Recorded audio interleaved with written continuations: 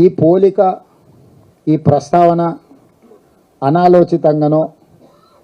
లోతుగా విశ్లేషించకుండానో అవగాహన రాహిత్యంతో నేను మాట్లాడడం లేదు. కాంగ్రెస్ పార్టీ అధ్యక్షుడిగానే కాకుండా తెలంగాణ రాష్ట్ర ముఖ్యమంత్రిగా ఈ 100 రోజుల పరిపాలనలో ఎన్నికల కంటే ముందు దాదాపుగా 9.5 సంవత్సరాలు ప్రతిపక్షంలో ప్రజల తరఫున ప్రజాప్రతినిధిగా ప్రజలలో మమేకమై ప్రజల యొక్క ఆలోచనలు ప్రజల యొక్క ఆకాంక్షల్ని దృష్టిలో పెట్టుకొని ఈరోజు ఈ మాటను నేను చెప్పదలుచుకున్నాను. 7 తరాలుగా ఈ ప్రాంతాన్ని పాలించిన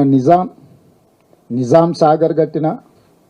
నిజాం కాలేజ్ నిర్మించిన, నిజాం ఆర్థోపెడిక్ హాస్పిటల్ ఇచ్చిన,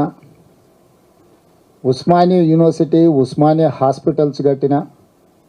మోజంజాయ్ మార్కెట్ నుంచి అన్ని వ్యాపారాల కోసం ఏర్పాట్లు చేసిన,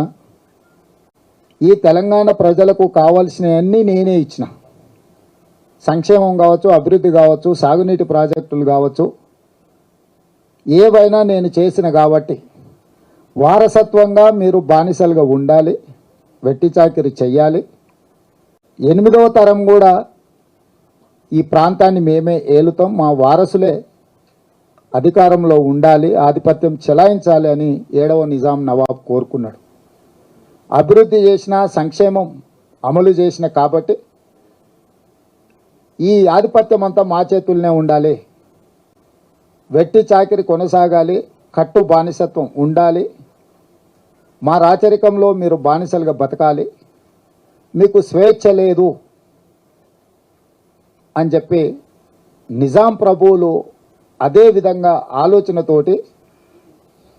ఈ అభివృద్ధి నమూనాలను చూపించి సంక్షేమ పథకాలు నేను అమలు చేస్తున్నా అని చెప్పి రాచరికంని చెలాయించాలని చూసింది. కానీ ప్రాంత ప్రజలు నిజాం సాగర్ కట్టినా, నిజాం కాలేజ్ నిర్మించిన, నిజాం ఆసుపత్రి కట్టినా, ఇట్లాంటి చాలా విషయాలు నిజాము అమలు చేసిండు అని ఉన్నా ఈ కట్టుబానిసత్వం వెట్టి చాకరిని మేము వ్యతిరేకిస్తున్నాం, నువ్వు ఏమిచ్చినా మా స్వేచ్ఛను గుంజుకుంటే మేము ఊరుకోము, స్వేచ్ఛకు మించింది ప్రపంచంలో ఇంకేదీ లేదు అని సాయుధ రైతాంగ పోరాటాన్ని నిర్మించి ఇస్నూర్ రామచంద్రారెడ్డి నుంచి మొదలు పెడితే నిజాంల వరకు కాసిం రిజ్వీ నుంచి మొదలు పెడితే ఎంతోమందిని నిరంకుశత్వంగా వ్యవహరించిన వాళ్లను తిరుగుబాటు బావుట ఎగరేసి ఆనాడు కమ్యూనిస్టుల రూపంలో కావచ్చు, ఎర్రజెండా నీడన కావచ్చు,